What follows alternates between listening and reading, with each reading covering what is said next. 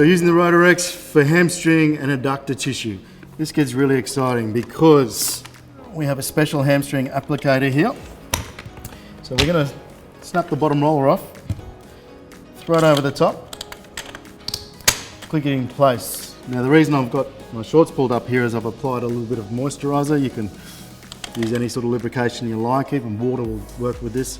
And what we need to do posture-wise for the hamstring is to get it into a position where the hamstring tissue is really quite floppy and relaxed. So what that means, we have to be in a little bit of hip extension, which is here, and we have to have some knee bend. The same for the other things. If we create tension in the hamstring, we're not going to get any access into it. So this posture is really, really key. I've got the support soft roller on top, the hamstring applicator on the bottom, have the emblem facing me. And what we're going to do for this one, we're going to get into that position. We're going to come down, lock it on so that we've got a fair bit of pressure there. The hamstring tissue will displace.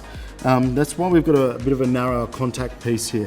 And the reason that we've got some lubrication on is I want this to slide. And now that I've got it locked on, all I'm going to do is I'm going to drop my hands. I don't need to control the locking mechanism here. I'm going to drop my hands right down to the bottom, and I'm going to use my body, and I'm just going to lean back, and you'll watch that slide through the hamstring tissue. And the same rules apply. I'm going to find a little lumpy bit there that's an old tear or something that I've got, and I'm just going to work it. I'm using my body to create the leverage here. This is really, really easy to do. And once I'm there, I can then start to apply the shearing forces, circle work, and just apply some random movement to the tissue. I can come right down behind the knee. Obviously the girth of the leg there is a little bit smaller, so I'm going to load it up a little bit more. And I'm going to come down on this medial hamstring down by the knee and just work it in this position here as well. A couple of fingers here. This is super easy and super effective. I've had enough of that now. I'm going to open it up, undo the locking mechanism, load it again, and just come up and have a bit more of just a general massage through the whole thing. Coming laterally. The same session here, we can just slide this round to capture the adductor tissue, which is so difficult to do with anything else.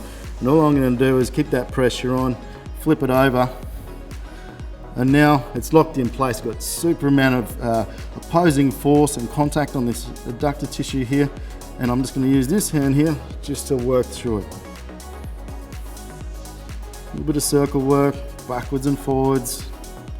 And as you can see by the amount of pressure I've got on here with my fingers, this is really, really easy. And that's how we capture the hamstring and the adductor tissue.